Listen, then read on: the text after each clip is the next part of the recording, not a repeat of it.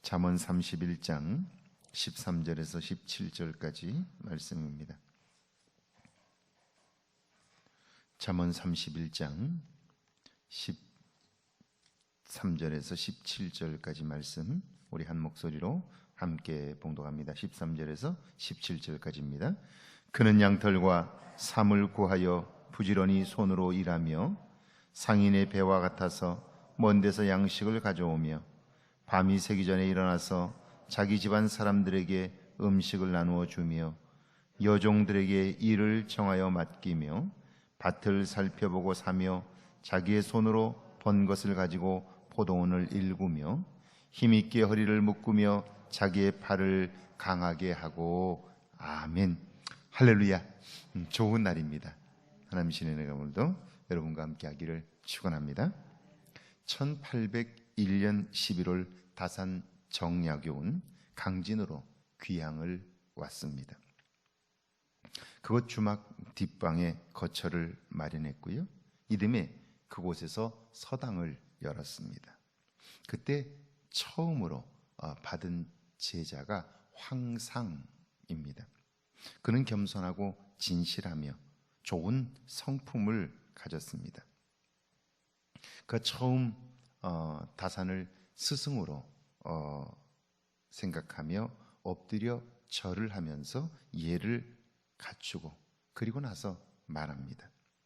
제게는 세 개의 병통이 있습니다. 첫째는 둔한 것이요, 둘째는 막힌 것이요, 셋째는 답답한 것입니다 라고 이야기를 해요.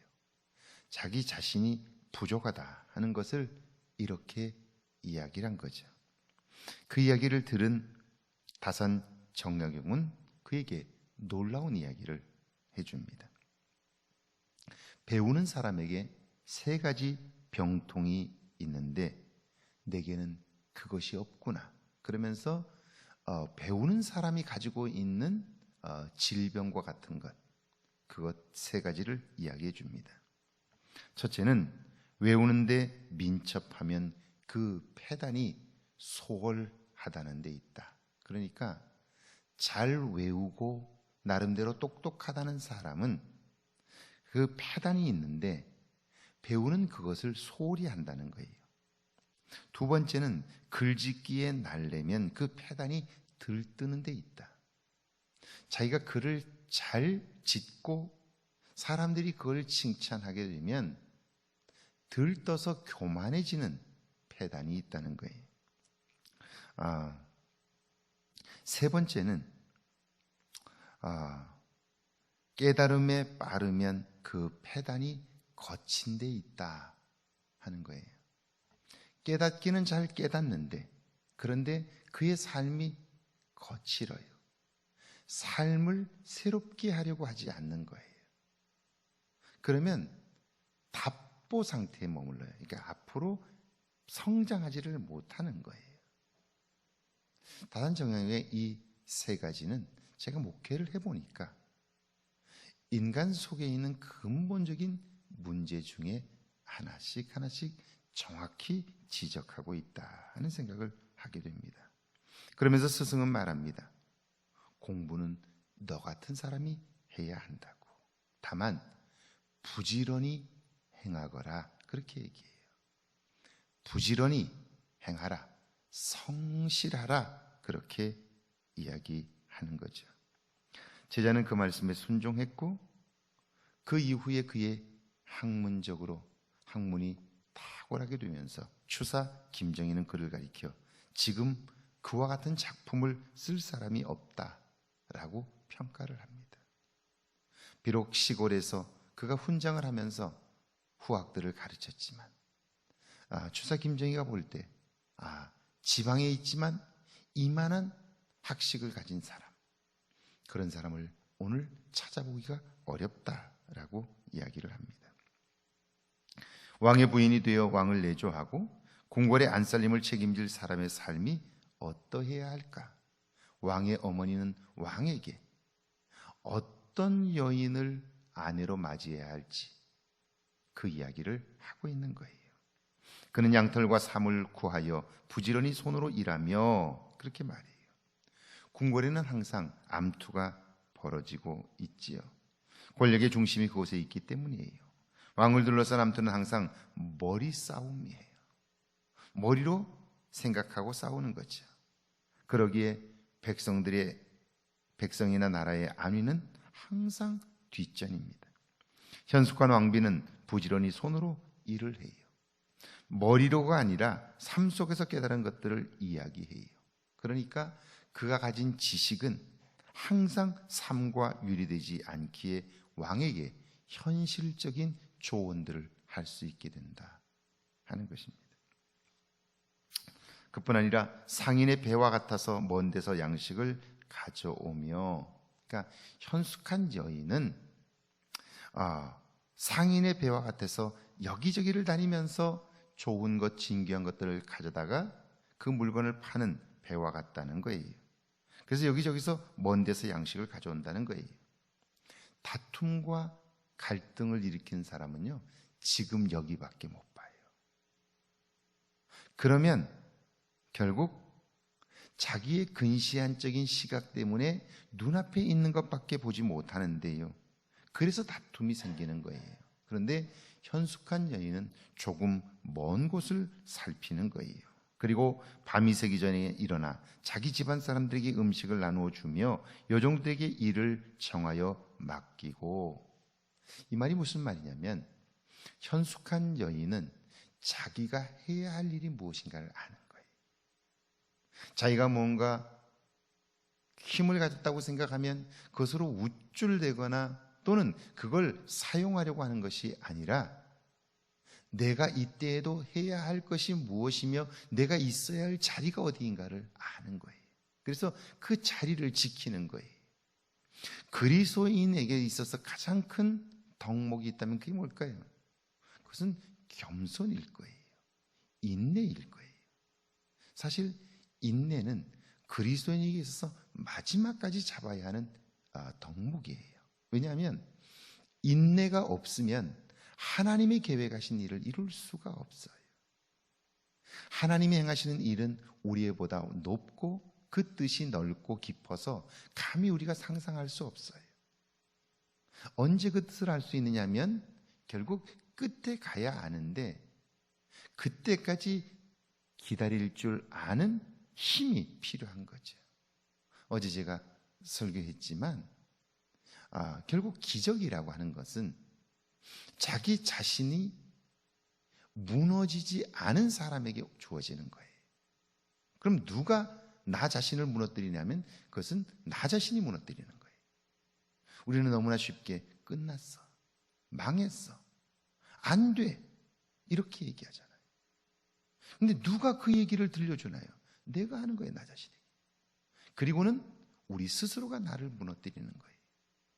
그리고 원망은 다른 사람에게, 누구 때문이라고 그렇게 생각하는 거예요. 그렇지 않아요.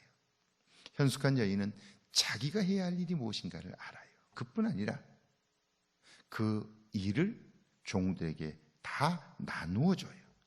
잘할 수 있는 사람들에게 나누어줘요. 그러니까 그는 말이 아니라 행동으로 다른 사람들을 가르치는 거죠. 이런 사람은요, 발을 땅에 딛고 있지만 눈은 항상 미래를 보는 거예요. 밭을 살펴보고 사며 자기의 손으로 본 것을 가지고 포도원을 일구며, 밭을 살펴보며 산다는 말은 지금 눈앞의 이익이 아니라 조금 멀리 보는 거예요. 자기의 손으로 본 것을 가지고 포도원을 일구며, 여러분, 사업하는 사람들은 은행의 빚으로 사업하고 빚을 내는 것도 능력이라고 말해요. 그런데 빚은 빚이에요. 영국 속담에 내 빚이 내 목에 걸린 맷돌이라는 말이 있어요. 여러분, 목에 맷돌을 달았다고 생각해 보세요. 얼마나 무겁고 힘들겠어요. 나중에는 힘이 없으면 그 무게에 짓눌려서 주저앉게 되는 거예요. 빚이 이와 같아요. 그런데 그 빚을 무서워하지 않는다면 결국 그의 인생은 한순간에 무너질 수 있게 되는 거죠. 미래를 위해서도 현명한 사람은 빚을 두지 않는 거예요. 성실히 행할 뿐 아니라 무엇을 해야 하는가를 알고 있다 하는 거예요. 제가 요즘 익산시와 정부에서 주는 재난기금을 받는 사람들의 모습을 가만히 살펴봐요. 분명히 이 재난기금은요, 우리가 낸 세금이지만 그걸로는 충당이 되지 않아서 빚을 내서 준 거예요. 국가를 경영하다 보면 사실은 지금은 이 소비가 이 산업을 움직이게 하기 때문에 소비 진작을 위해서라도 정부가 지원금, 재난지원금을 주어야 돼요. 그래야 나라 경제가 살아요. 그러나 분명한 것은 그 재난지원금 중에 상당 부분은요, 그 빚이기 때문에 다음 세대가 책임져야 하는 거예요. 쓰기는 우리가 쓰고 짐은 다음 세대가 지는 거예요. 그러면 우리는 최소한 그걸 받으면서 두 가지 마음은 가져야 돼요. 하나는 다음 세대에 빚을 넘겨주는 세대에 미안한 마음은 가져야 되고요.